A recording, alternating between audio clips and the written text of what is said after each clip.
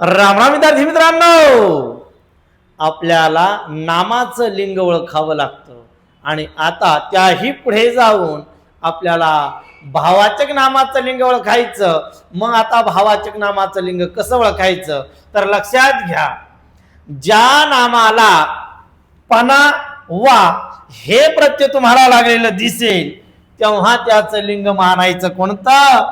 Pulling मानायचं. कोणतं लिंग? Pulling. पना वा प्रत्यय लागलेल्या भावाचक नामाचं लिंग पुलिंग मानायचं आहे.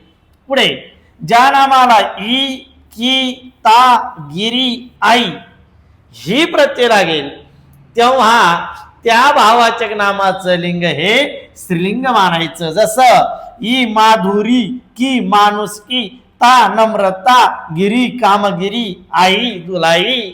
येते का लक्षात? आणि पुढे ज्या नामाच्या शेवटी य, त्व, पण हे प्रत्यय लागेल त्याचं लिंग मानायचं नपुंसक लिंग.